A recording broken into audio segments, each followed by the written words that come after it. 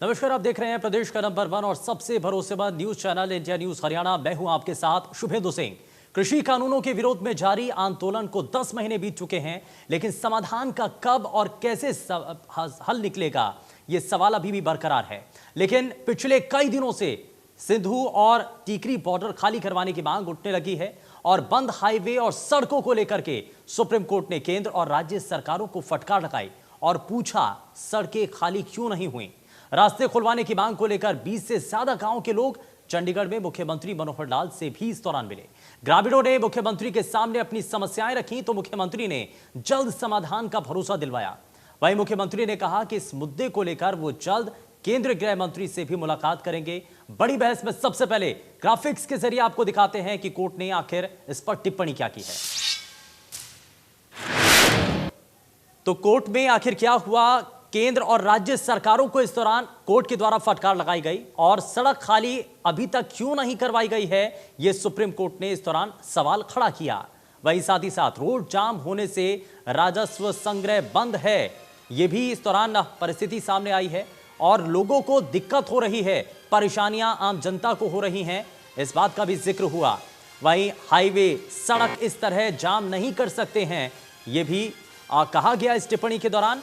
और कोर्ट ने कानून निर्धारित किया और साथ ही साथ अब इसको लेकर के कई सवाल उठ रहे हैं। लागू कराना सरकारों का काम है और सरकार इसको किस तरीके से लागू करे, ये सरकार को तय करना है। किसानों को पक्षकार बनाने की इजाजत है, यानी कि किसानों के द्वारा अपने पक्षकार तय करने हैं, इसको लेकर के इजाजत है उनको। लेकिन कोर्ट में क्या टिप्पणी हुई, क्या चर्चाएं हुई और किस तरीके से कोर्ट के अंदर सभी चीजें सामने रखी गई और इस दौरान कोर्ट की तरफ से जब टिप्पणी की गई तो उसमें सवाल यह उठा कि सड़क अभी तक खाली क्यों नहीं करवाई गई।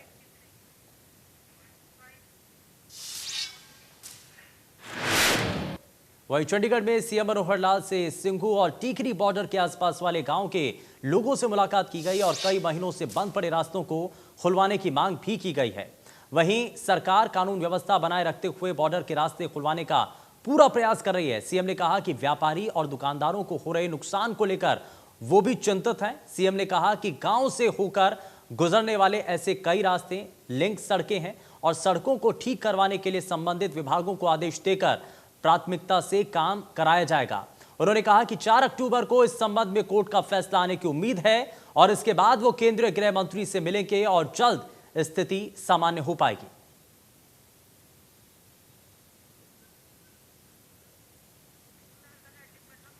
तो यहां रास्ते खुलवाने को लेकर के अब चर्चाएं जोरों पर हैं और इसके लिए कोशिशें अब राज्य सरकार की तरफ से भी की जा रही हैं। वहीं साथ ही साथ इसको लेकर के जो स्थानीय लोग हैं उनकी तरफ से भी मांग इससे पहले तक उठती रही है। तो रास्ते खुलवाने की मांग और सिंघू और टीकरी बॉर्डर खाली करवाने की यह मांग उठ रही है और साथ ही साथ इससे बहुत हद तक लोगों की आवाजाही प्रभावित हुई है। तो मुख्यमंत्री से इस दौरान 20 गांव के लोग मिले हैं और आम जो ग्रामीण हैं, जो लोग हैं, उनकी तरफ से ये बताया गया कि उनके सामने क्या क्या परेशानियां हैं, रास्ता बंद होने से कितना नुकसान उनको हो रहा है। वहीं मुख्यमंत्री ने ग्रामीणों को आश्वासन दिया है, भरोसा दिया है कि जल्द से जल्द रास्ता खुलवाने को लेकर के कोई समाधान निकाला जा सकेगा। बॉर्डर के रास्ते खुलवाने का प्रयास लगातार किया जा रहा है, यह मुख्यमंत्री की तरफ से कहा गया। मुख्यमंत्री ने यह भी कहा कि 4 अक्टूबर को कोर्ट का फैसला आने की उम्मीद है, जिसके बाद पूरी तरीके से आगे स्थिति साफ होगी और उसके बाद केंद्रीय गृह मंत्री से भी मुलाकात की जाएगी, यह मुख्यमंत्री ने स्पष्ट किया। और साथ ही मुख्यमंत्री ने कहा कि जल्द ही स्थिति सामान्य होगी और जैसा कि पहले की तरह ही आवागमन चलता था, व्यवस्थाएं बनी हुई थी, उसी तरीके से सभी चीजें सुचारू हो सकेंगी। तो रास्ता खुलवाने की मांग जो कि ग्रामीणों की तरफ से लगातार उठती रही है और खास करके हरियाणा इससे बहुत हद तक प्रभावित है। सिंघू और टीकरी बॉर्डर खाली कराने की मांग भी दरअसल ग्रामीणों की तरफ से रखी गई। इसमें 20 गांव के लोग शामिल हुए, मुख्यमंत्री से मुलाकात भी की गई। तो इन मुलाकातों के जरिए अब फिलहाल लोगों की तरफ से अपनी शिकायतें रखी गई, अपनी परेशानियां बताई गई, लेकिन मुख्यमंत्री ने भी आश्वस्त किया है, ये भरोसा दिया है ग्रामीणों को कि जल्द से जल्द इन सभी रुके हुए रास्तों को, जो रास्ते अभी तक बंद हैं, जो बाधित हैं, उन सभी को वापस से खुलवाया जाएगा। राष्ट्रवादी परिवर्तन मंच की टीम आज पूरी यहाँ पे पहुंची है। तकरीबन यहाँ पर हमारे 20 गांव के प्रतिनिधि पहुंचे हैं, जिसमें सरपंच है, पंच है, मार्केट एसोसिएशन के बंदे हैं। सिंघू बॉर्डर और टीकरी बॉर्डर, दोनों बॉर्डर से यहाँ पे लोग पहुंचे हैं। जो पीड़ित पक्ष है जो सबसे बड़ा पीड़ित पक्ष है, जो पिछले 10 महीने से आतंकी भोग रहा है, एक तरीके से जो परेशान हो रखा है, वो सीएम साहब को बड़ी बात कहने के लिए पहुंचे थे कि भाई एक लिमिट क्रॉस हो चुकी है, अब सरकार को इस बारे में कम से कम कुछ एक्शन लेना चाहिए। किसी भी प्रकार से एक तरफ का रास्ता खुलवा के आम जीवन को सुचारू रूप से चलने के लिए स्थान जरूर देना चाहिए। सीएम साहब ने ये कहा कि भाई वो उस चीज के लिए पूरी तरीके से कार्यरत हैं, वो काम कर रहे हैं। उन्होंने अपनी तरफ से आश्वासन दिया कि वो सुप्रीम कोर्ट की कुछ समय का वेट करेंगे और जो भी उस समय पे संभव होगा वो प्रयास जरूर करेंगे। उनकी तरफ से आश्वासन है कि एक तरफ का रास्ता खुलवाने के लिए वो कार्य जरूर करेंगे। तो ये ग्रामीणों की तरफ से बातों का आपने सुना। ग्रामीणों की तरफ से 20 गांव के लोग इसमें इस दौरान शामिल होते हैं और मुख्यमंत्री से इस दौरान मुलाकात की जाती है।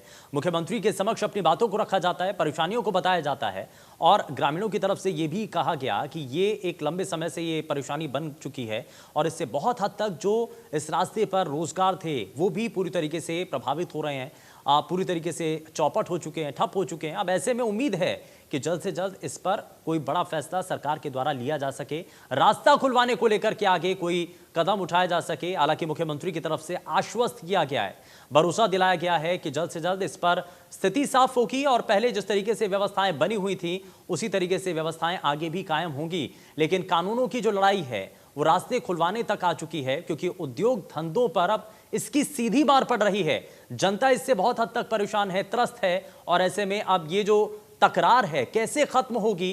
हालांकि आम लोगों की तरफ से बार बार ये मांग उठाई जा रही है कि इन रास्तों को खुलवाया जाए। रोजमर्रा की जिंदगी में जो इस रास्ते से गुजरने वाले लोग हैं वो बहुत हद तक परेशानी में हैं, बहुत हद तक प्रभावित भी नजर आते हैं। लेकिन अब इस रास्ते को कैसे खुलवाया जाए ये सरकार के लिए भी एक बड़ी चुनौती है। हालांकि इससे पहले भी बातचीत किसान संगठन नेताओं के साथ हुई, अधिकारियों का एक पैनल तैयार किया गया जो कि किसान संगठन नेताओं से लगातार बातचीत करता रहा, लेकिन उसका अभी तक कोई नतीजा निकलकर सामने नहीं आया है। रास्ता खुलवाने को लेकर के चर्चाएं इससे पहले भी तेज हुई थी, लेकिन एक बार फिर से मुख्यमंत्री ने ग्रामीणों को भरोसा दिलाया है कि जल्द से जल्द इन सभी स्थितियों को साफ किया जाएगा, रास्ता एक बार फिर से खोल दिया जाएगा और इसके लिए प्रयास किए जा रहे हैं। हालांकि सुप्रीम कोर्ट की इस दौरान टिप्पणी भी सामने आती है, सड़क खाली आखिर क्यों नहीं कराई गई, ये बड़ा सवाल इस दौरान सुप्रीम कोर्ट ने भी इस दौरान इसको लेकर के टिप्पणी की और सवाल पूछा। रोड जाम होने से राजस्व संग्रह बहुत हद तक प्रभावित हुआ है, लोगों को परेशानियां हो रही हैं, लोगों के सामने दिक्कतें अपार हैं, लेकिन ऐसे में अब हाईवे सड़क इस तरह जाम नहीं कर सकते हैं, यह भी इस दौरान स्पष्ट किया गया। सुप्रीम कोर्ट के द्वारा आज इस टिप्पणी के जरिए यह भी कहा गया कि सड़क रास्ता किसी भी तरीके से हाईवे हो ये बाधित नहीं किए जा सकते हैं। आपकी अधिकारों की लड़ाई हो सकती है लेकिन इसमें किसी दूसरे नागरिक के अधिकारों पर हनन नहीं हो सकता है। तो किसानों को पक्षकार बनाने की इजाजत और कोर्ट के अंदर कई और बातें भी इस दौरान दरअसल सामने आती हैं। केंद्र और राज्य सरकारों को सबसे पहले फटकार लगाई जाती है।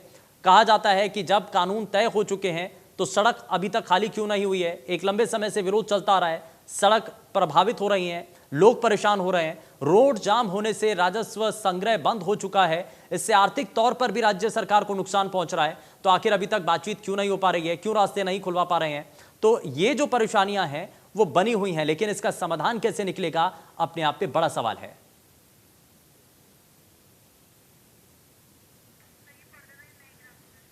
तो सरकार का हलफनामा भी दरअसल इस दौरान क्या उन्होंने कहा है, सरकार की तरफ से क्या इस पर अपने पक्ष रखा गया, किसानों को मनाने की कोशिश जारी रहेगी, ये इस दौरान सरकार की तरफ से कहा गया। किसान प्रतिनिधि गठित पैनल से नहीं मिले हैं, ये हालांकि एक बड़ी परेशानी के तौर पर भी है सरकार के सामने।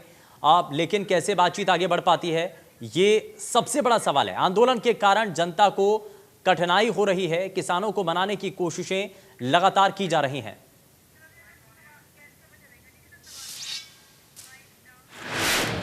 और चलिए जरा जल्दी से आगे बढ़ते हैं और आज के खास मेहमानों से भी आपको मिलवाते हैं। और सबसे पहले लेकिन सवाल आपको बताएं, कानूनों की लड़ाई रास्ते खुलवाने पर आ चुकी है, उद्योग धंधों पर मार है और आखिर तकरार कब खत्म होगी ये अपने आप पे बड़ा सवाल है। और आखिर इस परेशानी का समाधान कैसे निकलेगा, परेशान हैं लोग, त्रस्त हैं लोग बिना वार्ता, आखिर कैसे निकलेगा आगे का रास्ता, ये बड़ा सवाल है। और इन्हीं सवालों के साथ कार्यक्रम को आगे बढ़ाते हैं।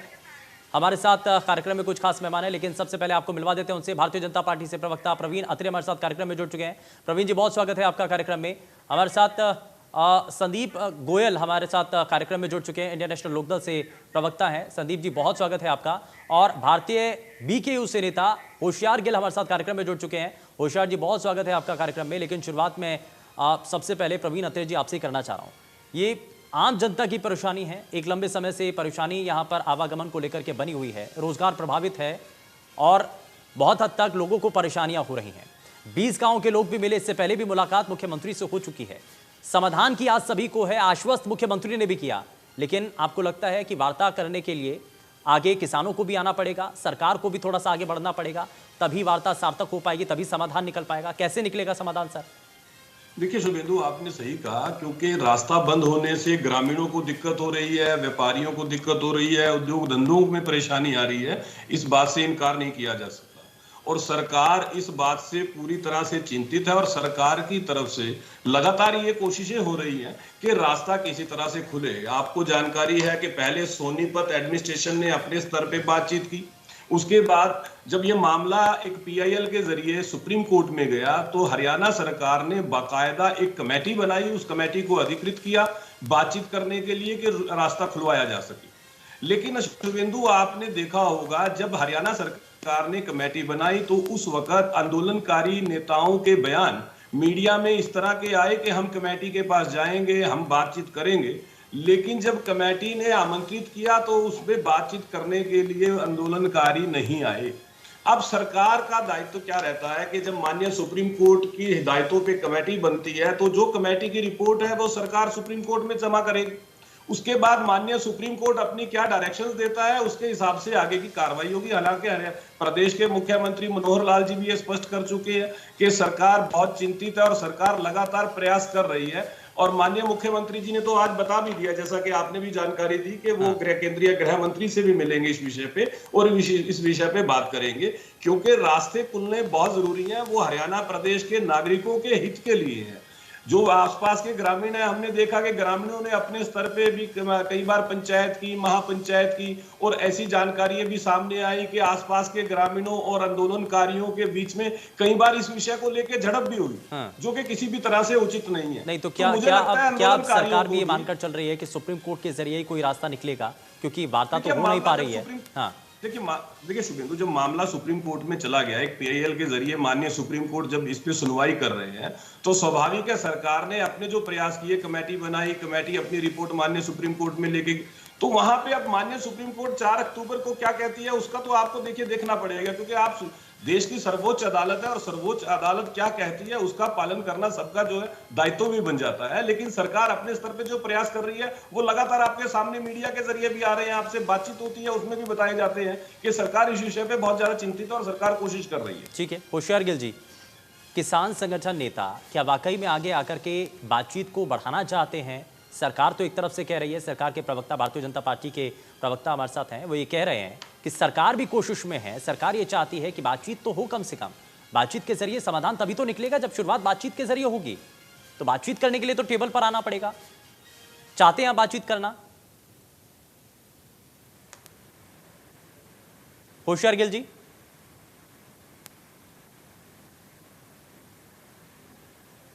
देखिए सर, हमने मना कब किया है? हम 7-8 महीने से सरकार की बात करने की जो इच्छा थी उसी को तो हम कह रहे थे, कब बात करें, कब बुलाए, हम बात करने के लिए तैयार हैं। और मांग क्या है हमारी मांग तो थी एमएसपी का कानून बने और तीनों काले कानून रद्द हो, हम तभी अपने घर जाएं। और हमने तो रास्ता रोके ही नहीं, रास्ता तो सरकार ने रोका, कहीं कील गाड़ दी, कहीं सड़कें पाड़ दी, कहीं कुछ कर दिया, अड़ंगा इन्होंने डालिया। हम तो तैयार हैं 24 घंटे के लिए बात करने के लिए। हम उपद्रवी लोग नहीं हैं, कभी हमारे को पाकिस्तानी बोला गया, कभी खालिस्तानी बोला गया, कभी कुछ बोला गया। हम देश का अन्नदाता, हाथ पेट भरने वाले हैं, देश की सुरक्षा करने वाले लोग हैं। जो ये तो आप ये कह रहे हैं, होशियार गिल जी, आप ये कहना चाह रहे हैं कि रास्ता जो रुका हुआ है वो किसानों की तरफ से नहीं रुका है? हमारे पैरों पर लगाते हैं। आप ये कह रहे हैं कि किसानों की तरफ से रास्ता नहीं रोका गया है, सरकार ने रोका है?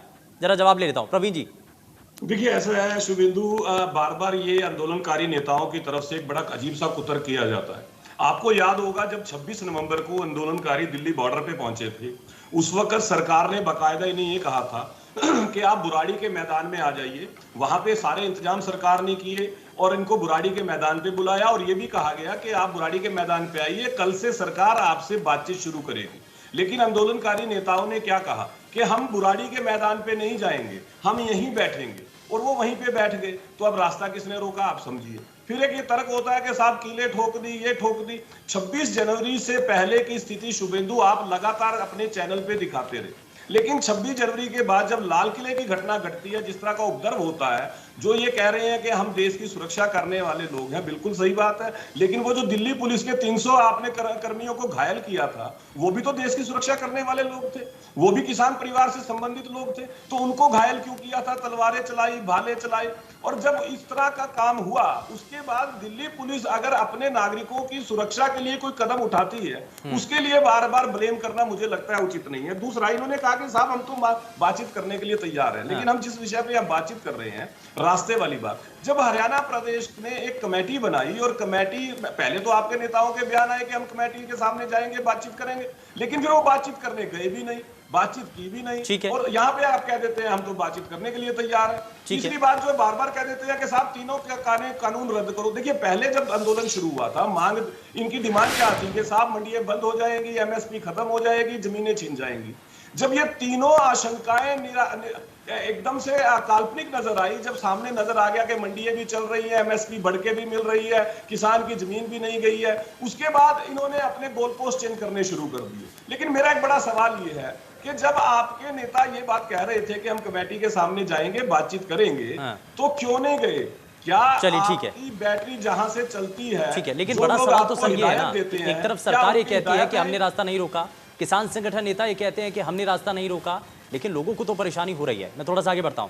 संदीप जी, इसमें परेशानी तो आम जनता को भुगतनी पड़ रही है। सरकार ये कहती है कि हम तो चाहते हैं कि बातचीत के जरिए समाधान निकले, लेकिन दूसरी तरफ किसान संगठन नेता बातचीत करने नहीं आते हैं। सवाल उठा दिया जाता है कि बातचीत करने के लिए कौन है, और दूसरी तरफ ये भी बात सामने आती है कि हमने तो रास्ता रोका ही नहीं है, सरकार ने कीले गड़वा दिए हैं।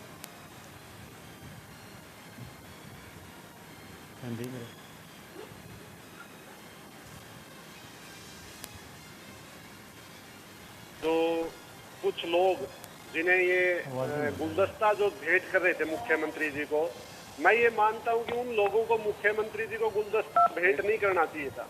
उन्हें चाहिए था कि मुख्यमंत्री जी को उलाना देना कि भाई आपकी सरकार के कर्मों की बदौलत दिल्ली के बॉर्डर के ऊपर इतना बड़ा जाम लगा, आपकी सरकार की बदौलत दिल्ली के रास्ते रोक दिए गए, आपकी सरकार की बदौलत ठीकरी बॉर्डर और सिंगू बॉर्डर के ऊपर एक बड़ी बड़ी कंटीले तारे लगा के हमारे उद्योग धंधे खत्म करवा दिए, आपकी सरकार की नीतियों के बदौलत आस पड़ोस के जितने गांव है वहां पर हमें बुरा जीवन जीना पड़ रहा है। तो मैं ये मानता हूँ कि सरकार प्रायोजित एक मीटिंग थी।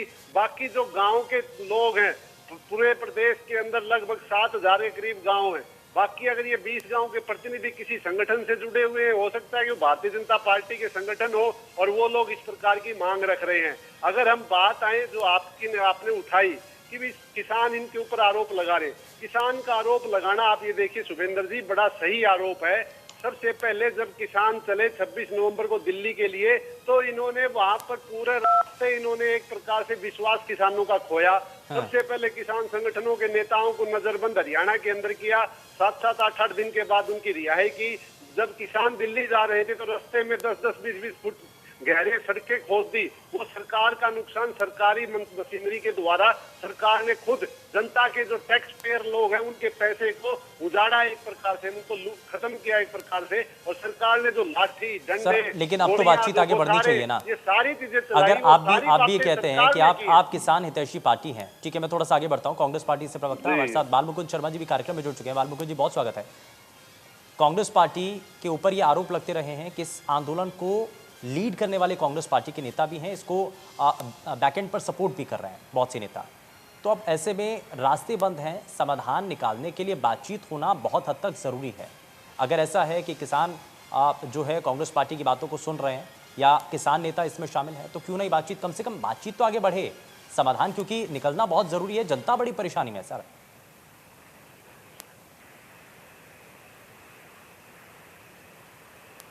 और ये कुछ लोग 20 गांव के लोग आए, मुख्यमंत्री को गुलदस्ता भेंट। जो लोग परेशानी में होते हैं वो गुलदस्ते भेंट नहीं करते। ये सारे के सारे आवरण को बदला जा रहा है। सच्चाई क्या है? 3 चीजें इस पे गौर करने वाली बात। जब पंजाब के किसान चले पंजाब से, तो सरकार ने सड़कें खोद दी। हरियाणा के किसानों ने अपने खेतों की खड़ी फसलें बर्बाद करके उनको रास्ता दिया और उनका साथ दिया। हरियाणा पंजाब के किसान मिलकर यहाँ से बॉर्डर पे पहुंचे, उधर से उत्तर प्रदेश के किसान बॉर्डर पे आ गए, राजस्थान के किसान आ गए। हमारे देश में देश की आजादी से पहले ही, देश की आजादी के बाद में उससे पहले भी जो एक स्थान निश्चित है जहां पर जो भी प्रदर्शनकारी, जो भी मांग मनवाने के लिए लोग आते हैं, वो जंतर मंतर प्रदर्शन करते हैं या रामलीला मैदान में करते हैं।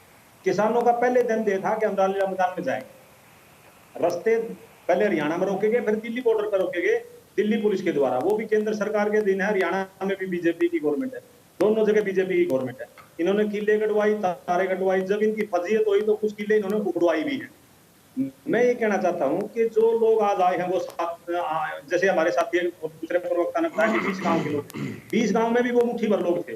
जो शब्द ये प्रयोग कर रहे थे किसानों के लिए, मुट्ठी भर किसान है, वो 20 गांव से कुछ लोग गुलदस्ते लेने के लिए मुख्यमंत्री से मुलाकात करने के लिए आ गए। वो 20 गांव के लोग पहले जाते किसान यूनियन के नेताओं के पास कि भाई हम आपके साथ खड़े हैं और हमारी ये दिखते हैं। तो किसान जो नेता हैं पूरे हिंदुस्तान के वहां बैठे हैं संयुक्त किसान मोर्चा के, उनका बहुत बड़ा दिल है, बहुत बड़ा हृदय। सरकार से समाधान नहीं हुआ, एक संयुक्त किसान मोर्चा के पास कल चले जाए 20 गांव के लोग, उनका समाधान हो जाएगा। रही बात कांग्रेस की, कांग्रेस किसानों के बिल्कुल साथ खड़ी है, आज से नहीं खड़ी है, 70 साल से खड़ी है। जब देश की आजादी के बाद देश में अनाज का उत्पादन इतना कम था, किसानों ने इतनी मेहनत की, आज हम एक्सपोर्ट कर रहे हैं, तो वो कांग्रेस उनके पीछे खड़ी थी, हम उनकी बैकबोन की तरह पीछे खड़े हैं। ठीक है, मैं जरा जवाब ले लेता हूं। प्रवीण अत्रे जी, जवाब दीजिए सर। देखिए शुभेंदु, हो क्या रहा है, कांग्रेस के असली चेहरे को समझना बड़ा जरूरी है। कितना बड़ा झूठ बोलते हैं कांग्रेस के प्रवक्ता, मुझे हंसी भी आती है। कहते हैं साहब जंतर मंतर देश की आजादी से पहले का स्थान निश्चित है दिल्ली में, जहां पे प्रदर्शन होते हैं। अब जब कांग्रेस के प्रवक्ता इतना बड़ा झूठ बोलेंगे, अरे भाई 1974 में जंतर मंतर जो जगह है उसका नाम जंतर मंतर 1974 में हुआ था, देश की आजादी से पहले जंतर मंतर नहीं था वहां। इसलिए मत बोला करो ऐसे झूठ भाई, जानकारी बढ़ाया करो अपनी। अरे भाई बीच में ना बोलो भाई, बीच में आजादी की लड़ाई के बारे में। ठीक है सर। अरे भाई जंतर, अरे भाई आपको आजादी की लड़ाई का क्या पता, आपने देश को झूठ बोल के। ठीक है बालमुकुंद जी, जरा सुनिए तो सही, मैं आपको मौका दूंगा दोबारा से। अब देखिए कांग्रेस क्या कहती है, कांग्रेस ये कह रही है कि साहब मुख्यमंत्री जी को गुलदस्ता भेंट क्यों किया। मतलब ये कहते हैं कि गुलदस्ता तो उस पार्टी के नेताओं को भेंट करना चाहिए था जिस पार्टी के नेताओं ने असंध में किसानों को गोली से उड़ाया, कादमा में किसानों को गोली से उड़ाया, निस्सम में किसानों को गोली से उड़ाया, लोनी में किसानों को गोली से उड़ाया। उस कांग्रेस के नेता को तो गुलदस्ता भेंट करना चाहिए, या उस कांग्रेस के राहुल गांधी जी को गुलदस्ता जरूर भेंट करना चाहिए था, जो कम्युनिस्ट पार्टी के नेताओं के साथ राष्ट्रपति को जब ज्ञापन देके बाहर आते हैं तो मीडिया में आके बोलते हैं कि ये किसान तब तक नहीं बैठे रहेंगे जब तक तीनों। अरे भाई अब बीच में मत क्यों। बालमुकुंद जी जरा सुनिए ना, मैंने आपको भी मौका दिया, अब आपने सवाल रखे हैं तो जरा जवाब सुनिए, उसके बाद मैं वापस से आपको मौका दूंगा। देखिए अब ये यहाँ पे आईएनएलडी के प्रवक्ता कहते हैं कि जो लोग मुख्यमंत्री जी को मिलने गए थे, गुलदस्ता भेंट करने गए थे, उन्हें उलाना देना चाहिए था। मेरा सवाल है आईएनएलडी के प्रवक्ता से भी कि क्या उस पार्टी के नेताओं को गुलदस्ता भेंट करना चाहिए था जिन्होंने 3 दिन किसानों के आंदोलन को बर्दाश्त नहीं किया और गोली चलवा के 9 किसान मार दिए। जिस सरकार ने एक मैच्योर सरकार होने का परिचय दिया, सरकार ने लगातार 11 दौर की वार्ता की, संवाद से इस समाधान ढूंढने की कोशिश हुई, लगातार किसान हित के अंदर योजनाएं बना बना के किसान के उत्थान में जो मुख्यमंत्री लगे हुए हैं, उस मुख्यमंत्री को अगर कोई किसान आके गुलदस्ता देता है तो मित्रों के पेट में दर्द होता है। जो मुख्यमंत्री गन्ने का भाव बढ़ा देता है, किसान गुलदस्ता भेंट करने आते हैं, मित्रों के पेट में दर्द होता है। जो मुख्यमंत्री जनता की समस्याओं को समझते उसके निवारण की कोशिश करता है तो मुख्यमंत्री के पेट में दर्द होता है। लेकिन उम्मीद ये करते हैं कि किसानों को गोली से उड़ाने वालों को गुलदस्ता भेंट करना चाहिए था, मनोहर लाल जी को नहीं करना चाहिए था। कम से कम अपनी राजनीति का स्तर तो बना के रखिए, आलोचना कीजिए, तर्क पे आलोचना तो कीजिए।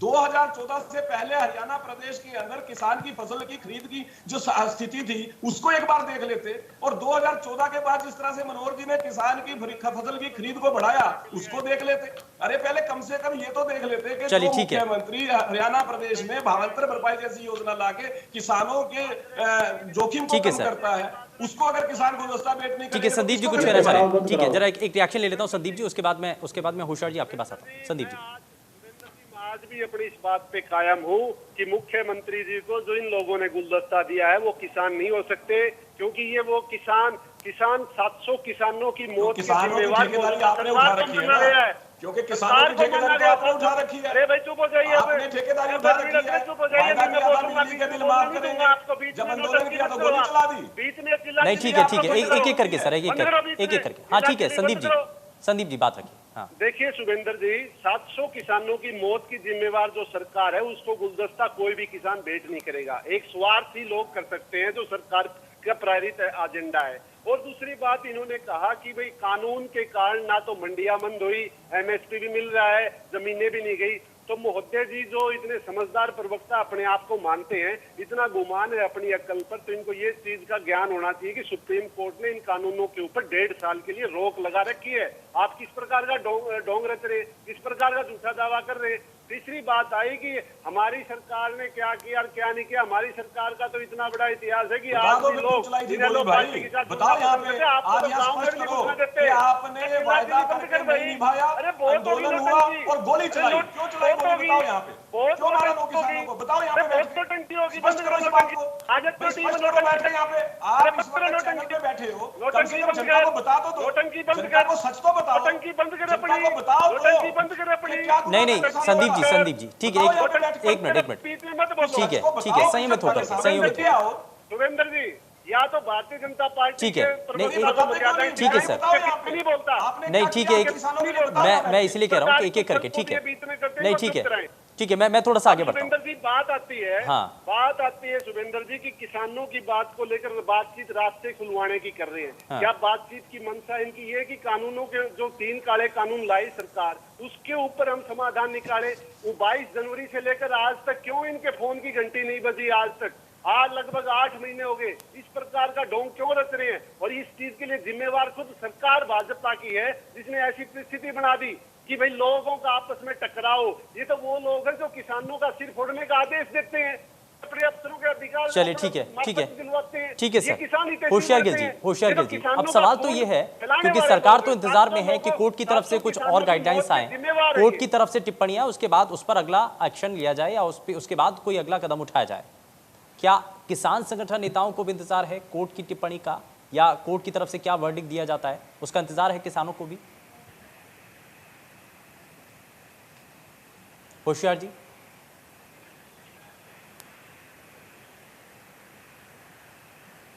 देखिए, हम कोर्ट का मान सम्मान करते हैं,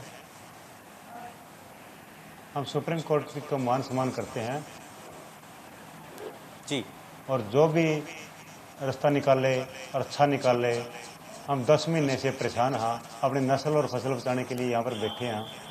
देखो, पार्टियों वाले तो अपना अपना वोट बैंक के लिए लड़ेंगे, वो करेंगे, किसी ने हमारे के लिए कोई काम नहीं किया। ये जो कानून बनाए थे कांग्रेस पार्टी ने बनाए थे, किसी ने, जितनी भी सरकारें बनाई सब ने हमारे ऊपर अत्याचार किया।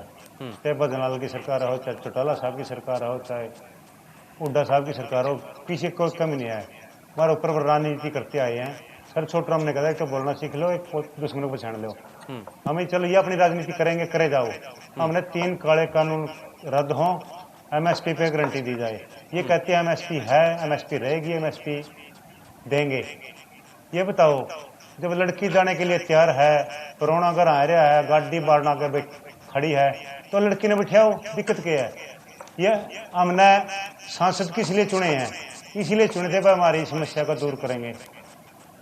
ठीक है, यानी कि भरोसा आपको किसी भी राजनीतिक दल पर अपना मोहर लगाया, कोई भी सरकार रही हो, किसी भी सरकार ने किसानों के लिए कुछ नहीं किया। अगर जो सरकार, अगर सरकार नहीं है, ये सरकार के पिट्ठू हैं, ये हाँ ठीक है। बालमुकुंद शर्मा जी, सरकारें तो चाहे पिछली रही हो, किसान संगठन के नेता ये कह रहे हैं कि पिछली भी सरकारें थी, आज की भी सरकारें देख रहे हैं। अगर आज की सरकार का विरोध कर रहे हैं तो इससे पहले की सरकारों ने भी किसानों के लिए कुछ नहीं किया। नहीं, जब हमारी सरकार रही है केंद्र में 1947 से, तब तो किसान इतने खुश थे, किसान यूनियनें नहीं थी। ये तो बीच में दूसरे दलों की सरकार आई है, जब देश में 2-2, 2.5 साल के लिए कुछ आई है, फिर ये बीजेपी के, ये संयुक्त किसान मोर्चा गठन तो अब हुआ बीजेपी की सरकार में। हमारे टाइम में जो 70 साल के, उसमें 50 साल हमने शासन दिया, कभी संयुक्त किसान मोर्चा नहीं बना। पूरे देश के किसानों ने संगठन नहीं बनाया। क्योंकि वो इतने खुश थे, चाहे हरित क्रांति हम लेके आए, सफेद क्रांति हम लेके आए, एमएसपी का देना हमने शुरू किया, मंडियों का निर्माण हमने शुरू किया। ये तो तथ्यों के आधार पर मैं कह रहा हूँ, कोई ये किसान यूनियन के नेता दोबारा मेरे को काउंटर कर ले। ये जो संयुक्त किसान मोर्चा पहली बार बने, जब इनको नस्ल और फसल पे बर्बादी का एक कगार आई इन पे, कांग्रेस के टाइम में तो कभी इतना संयुक्त किसान मोर्चा नहीं बना। इसीलिए तो वो कह रहे हैं कि इससे पहले भी हुड्डा साहब की सरकार थी, उस वक्त भी किसानों के लिए कुछ नहीं था। ये देखिए, ये किसान नेता जो बोल रहे हैं इनको फिर नॉलेज नहीं है। हुड्डा साहब इसमें क्या करेंगे, तो केंद्र सरकार ने थोपे कानून। हुड्डा साहब के मतलब जो कांग्रेस का हमारा आज के कानूनों का तो विरोध कर ही रहे हैं, लेकिन वो ये कह रहे हैं कि पिछली जब सरकारें थी, पिछली सरकारों में भी किसानों के लिए कुछ नहीं हुआ, जब केंद्र में कांग्रेस की सरकार थी और प्रदेश में भी कांग्रेस की थी। मेरी बात सुनिए जनाब, पिछले रेट निकाल के बहस करने के लिए मैं तैयार हूँ, ये साथी कर ले मेरे से बहस, ठीक है। इन्होंने कह दिया इनका सिर माथा, हम इनके साथ हैं और साथ रहेंगे। कांग्रेस के राज में तो जब देश में भोजन आयात करना पड़ता था अनाज, और उसके बाद लाला बहादुर शास्त्री जी जिसका सारा सम्मान करता, सम्मान समाज, सारी दुनिया, सारा विश्व, उन्होंने कहा था एक दिन का व्रत रखना पड़ेगा, और एक दिन का व्रत रखा हमने। और उसके बाद कांग्रेस के राज में ये स्थिति आई कि श्रीमती इंदिरा गांधी के नेतृत्व में देश आगे बढ़ा, राजीव जी के नेतृत्व में देश आगे बढ़ा, तो हमने देश का निर्यात करना शुरू कर दिया। आज कितने टन देश निर्यात करता है? आज हमारे पास 10 साल का अनाज, ठीक है सर, हमारे पास नहीं, बात पूरी होने दीजिए। 10 साल का अनाज हमारे पास रिजर्व है, वो कांग्रेस के राज में ही हो गया था। एक ये जो बीजेपी के प्रवक्ता कहते थे, मैं एक बात पूछना चाहता हूँ, सामाजिक ताना बाना देश का, दुश्मन के घर भी कोई मौत हो जाए ना तो हम गोडा मोड़ने के लिए जाते हैं। ये 700 हत्याओं पर बीजेपी के नेता यूं बता दे ये किसी के घर गोडा मोड़ने गए क्या? और ये जो प्रवक्ता बोल रहे हैं, ये अगर किसान इतने खुशहाल थे, बाल मुकुंद शर्मा जी, मेरा एक छोटा सा सवाल है कि अगर किसान पहले खुशहाल थे तो ये भारतीय जनता पार्टी की सरकार आने के बाद सारे किसान परेशानी में आ गए क्या? अरे सर, ये परेशानी में इसलिए पहले खुशहाल थे। मैं बताता हूँ, ये जो जमीनें हमारी हैं, जो एमएसपी, मेरी बात सुनिए, जो हमारा पैदावार है किसान की, उस पे एक ऐसा कानून बना दिया कि कितना ही संग्रह करे कोई व्यक्ति, प्रदेश और देश के किसान भी देख रहे हैं। सुना मेरी बात, वो अंतर भी करना समझते हैं। नहीं, उसकी छूट है। मैं प्रवीण अत्रे जी, पूरी बात सुनिए, पूरी बात नहीं है। ये जो लोग बीजेपी के प्रवक्ता यहाँ बात कह रहे हैं, ये दो आदमियों को घर के बाहर छोड़ते हैं, जाहिर को जाना होता है पहले। ठीक है सर, ठीक है बाल मुकुंद जी, किसानों का तो डर पे खेल ये बाहर ही निकल सकते हैं। ठीक है सर, अब ठीक है, आपने अपनी बात रखी है, जरा सुनिए। हाँ देखिए शुभेंदु, ऐसा है कि मैं तो फिर वही बात कहूंगा, पता नहीं कांग्रेस के प्रवक्ता इतनी झूठ बोल कैसे लेते हैं। अभी कह रहे थे कि साहब हमारी सरकार तो राजा हरिश्चंद्र हैं पूरे, हम झूठ नहीं बोलते। अरे भाई सुन लो भाई, राजा हरिश्चंद्र की तरह। ठीक है बाल मुकुंद जी, ठीक है, एक करके सर, एक सत्य का मतलब कांग्रेस है, कांग्रेस सच्चाई है। अरे भाई सुन लो, सच्चाई है, कांग्रेस एक विचारधारा है, सच्चाई है, सत्य है। बाल मुकुंद शर्मा जी, ठीक है, आपने अपना पॉइंट रखा है, जरा सुनिए तो सही, उसके बाद मैं वापस से मौका दूंगा आपको। हाँ, अभी ये कह रहे थे कि हमारी सरकार के दौरान कभी किसान मोर्चा नहीं बना। भाई जब लोनी के बॉर्डर पे गोली चली थी, महेंद्र सिंह टिकैत जब आए थे प्रदर्शन करने, तो केंद्र में सरकार किसकी थी? क्या कांग्रेस की सरकार नहीं थी? जब असंध के अंदर गोली चली किसानों पे, क्या कांग्रेस की भजन लाल जी की सरकार नहीं थी?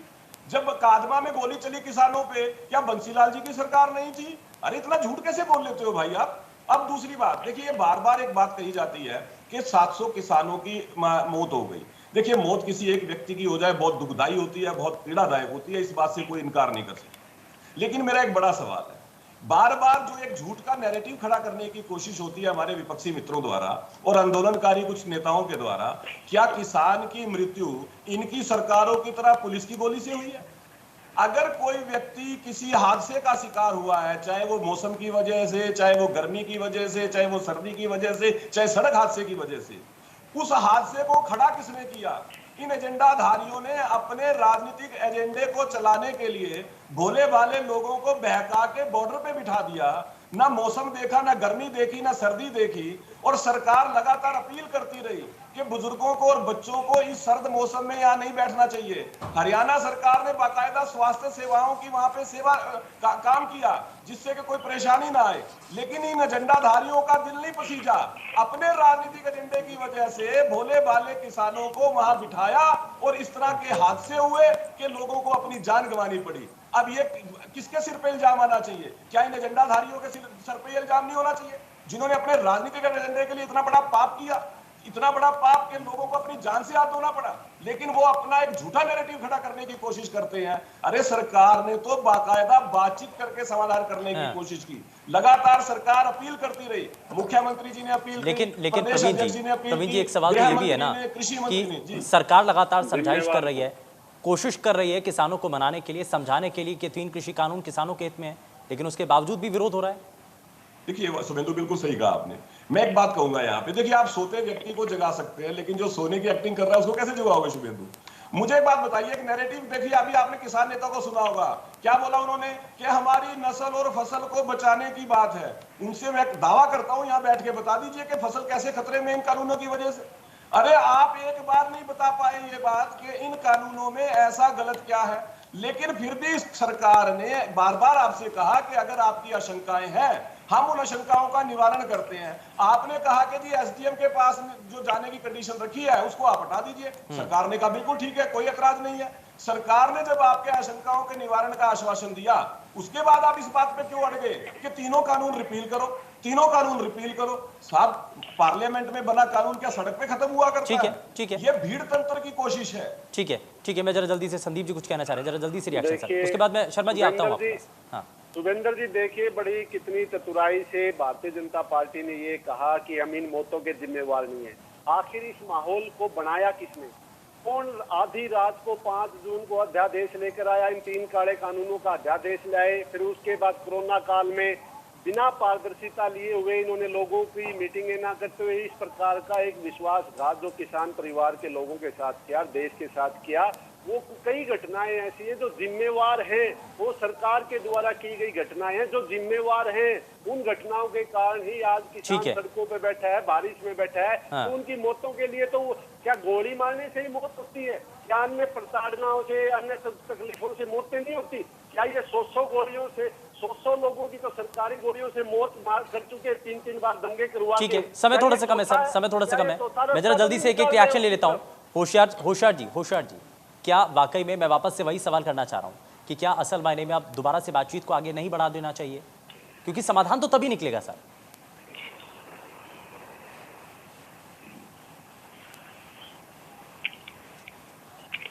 होशियार गिल जी। सर बिल्कुल, पूरा जो हमारे संगठन है बिल्कुल बात करने के लिए तैयार हैं। उन्होंने कहा था 1 कॉल की दूरी, 1 कॉल की दूरी, ये फोन तो करें, किसी पे तो करें, जहां बुलाएंगे हम आने के लिए तैयार हैं। हमारा 5 साल से का बच्चा से लेकर 80 साल तक का बुजुर्ग तक काम करने वाले लोग हैं, तो मेरा वर्ग है। हमारे पास इतना समय नहीं है, क्योंकि जो आज हमारे पास समय पड़ा है, कोई हमारा बिल्कुल कोई भी राजनीति करने वाले आते हैं, किसी के भी राजनीति वाला का बच्चा नहीं, कोई ट्राली में आकर सोया नहीं, कोई हमारी झोपड़ी में सोया नहीं है। हम किसी भी राजनीति वाले के चक्कर में नहीं है। बीजेपी वाले कहते हैं भाई कांग्रेस वाले ने बिठाए हैं, जब कांग्रेस की सरकार होती है नल्लो को बोल देते हैं, नल्लो की सरकार होती है तो बीजेपी के किसान बैठे हैं। हम किसी के नहीं है। हम अगर ये एमएसपी और 3 काले कानून यानी कि समाधान तो निकलना बड़ा जरूरी है। बालमुकुंद शर्मा जी, बहुत कम समय, जरा बीजेपी का फटका बन के वोट मांगने तैयार है। बालमुकुंद शर्मा जी, ये प्रोग्राम, ये हमारे इसमें सहयोग तो करना पड़ेगा। अगर कहीं किसान हमारी समस्या तो दूर करें। सरकार के हाथ में है, जिस तरह सरकार चाहेगी वार्ता शुरू हो जाएगी। लेकिन सरकार तो केवल उद्योगपतियों के हाथों में कठपुतली बन के रह गया। अडानी अंबानी की जब तक इशारा नहीं मिलेगा, उनके लिए सरकार काम कर रही है। उनके लिए आवश्यक वस्तु अधिनियम में परिवर्तन किया गया है। आज सरकार एमएसपी की गारंटी दे दे, चाहे आवश्यक वस्तु अधिनियम भी लागू रहे। एक सरकार ये कहते कि भाई 1000 रुपए 2000 रुपए किसी चीज का वस्तु है, इससे कम रेट नहीं बिकेगा, उनके खिलाफ एफआईआर लो, जो भी कानूनी कार्रवाई। केवल एमएसपी की गारंटी देने से भी किसान मान जाएगा। हम ये अश्योर करते हैं, क्योंकि मैं खुद किसान हूँ, मैं 3 एकड़ का जमींदार हूँ। की गारंटी देने, लेकिन बड़ा सवाल ये है कि किसानों की इन परेशानियों का समाधान कैसे होगा? प्रवीण जी, मैं जरा जल्दी से, समय बहुत कम है, मैं जरा जल्दी से रिएक्शन इस पर लेना चाहता हूँ।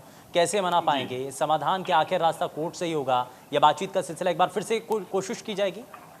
देखिए, ऐसा है कि किसी भी समस्या का समाधान तो बातचीत से होता है, लेकिन बातचीत दोनों पक्षों को आगे बढ़ के करनी पड़ती है। सरकार ने अपनी तरफ से कमेटी बना दी है। अब तो जो आंदोलनकारी नेता हैं उनको कमेटी के सामने आके बातचीत करनी चाहिए और कमेटी के सामने बातचीत करें। जनता की समस्याओं का विषय है, ये जनता की समस्याओं का विषय है। जनता परेशान हो रही है, सड़क बंद होने की वजह से व्यापार धंधों पे असर पड़ रहा है, आसपास के ग्रामीणों को परेशानी हो रही है। तो कहीं ना कहीं ये जब सरकार ने कमेटी बनाई है तो सरकार चाहती थी कि कमेटी का गठन इसी मकसद के साथ हुआ था कि वार्ता को आगे बढ़ाया जा सके, बातचीत कम से कम हो पाए। बहुत शुक्रिया सर, समय की थोड़ी सी कमी है। बहुत शुक्रिया सभी खास मेहमानों का कार्यक्रम में शामिल होने के लिए। लेकिन बड़ा सवाल यही है कि आखिर रास्ता कैसे खुलेगा? क्या एक बार फिर से बातचीत का सिलसिला आगे बढ़ पाएगा? क्या अगर बातचीत का सिलसिला आगे बढ़ता है तो समाधान नजदीक होगा? सवाल कई हैं, लेकिन जवाब कोर्ट के जरिए क्या निकलता है, ये देखने वाली चीजें हैं। पेशकश में फिलहाल के लिए बस उतना ही। नमस्कार।